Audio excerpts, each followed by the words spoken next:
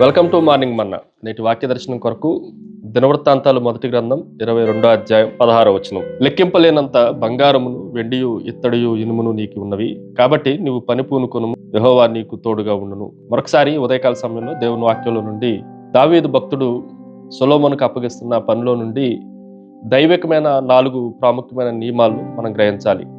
Number 1, it is a plenty, పుష్కలముగా. దేవుని వాక్యంలో లెక్కలేనంత బంగారమును, వెండిని, ఇత్తడిని, ఇనుమును అన్నిటినీ దావీదుకి దేవుడు అనుగ్రహించాడు. సొలొమోను కొరకు అవి పుష్కలమైన వనరులు దేవుని కొరకు అనుగ్రహించబడతా వచ్చినాయి. ఈరోజు మనం జాగ్రత్తగా ఆలోచన చేస్తే దేవుని పని చేయటానికి, దేవుని పరిచర్య చేయటానికి పిలువబడ్డ మనకి కావలసినంత వనరులను దేవుడు సమకూర్చేవాడు. కావలసినంత టైంని, కావలసినంత టాలెంట్స్ని, కావలసినంత టైట్స్ని దేవుడు అన్నిటినీ సుఖంగా, సౌకర్యవంతంగా దేవుడు ఏర్పాటు చేసేవాడు. ఏది కొదువుగా ఆయన చూసేవాడు కాదు అన్న విషయాన్ని మనం గ్రహించాలి. Number 2, it is A purpose, ఉద్దేశము.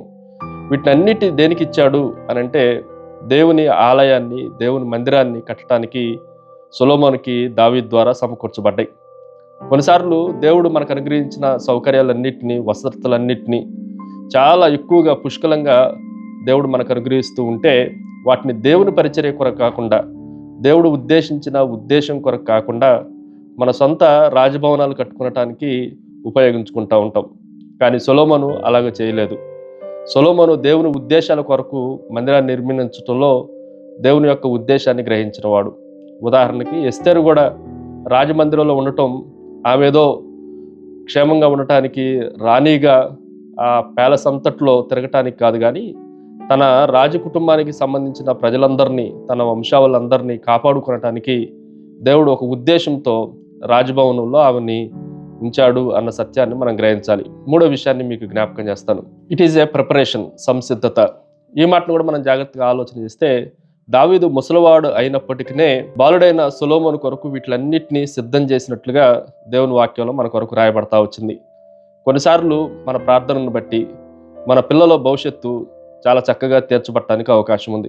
మన పూర్వీకులు వాళ్ళు చేసిన ప్రార్థనలు, వారు చేసిన మంచి కార్యాలు, సత్కార్యాలు, విశ్వాసము, ఇవన్నీ మనకు బాగుపడటానికి, మనం విజయం పొందటానికి వాటిని సిద్ధపరిచినట్లుగా దేవుని వాక్యంలో నుండి గ్రహించాలి. ఉదాహరణకి భయంకరమైన జలప్రలయం రాకమునిపే నోవాహు వాడను సిద్ధం చేసుకున్నట్లుగా ఆ సిద్ధపరచటం వలన ఆ భయంకరమైన జలప్రలయంలో నుండి తన కుటుంబాన్ని సంపూర్తిగా కాపాడగలిగాడు. 4వ విషయాన్ని మీకు జ్ఞాపకం చేస్తాను. ఇట్ ఈజ్ ఏ ప్రజెన్స్, సన్నిధి. నేను నీకు తోడయుందును అన్న మాటను మనం జాగ్రత్తగా ఆలోచన చేస్తే దేవుని సన్నిధే, దేవుని యొక్క ప్రజెన్స్ మనకు విజయాన్ని ఇస్తూ ఉంటుంది. పని మనిషిదైతే విజయము దేవునిదై ఉండాలి అనేది వాక్య సిద్ధాంతమై ఉంటుంది.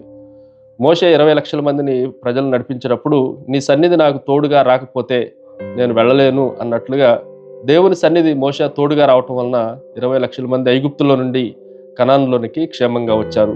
ప్రార్థన. సకల ఆశీర్వాదములకు కారణభూతులు తండ్రి, మరొకసారి మీరు ఇచ్చిన వనరులన్నింటినీ, వసతులన్నింటినీ నీ ఉద్దేశం కొరకు మేము చేసేవారంగా, నీ సన్నిధిని మేము అనుభవించేవారంగా ఉండటానికి మమ్మల్ని ఆయత్తపరచమని, సిద్ధపరచమని యేసు నామమున అడిగి వేడుకుంటున్నాం తండ్రి. ఆమెన్.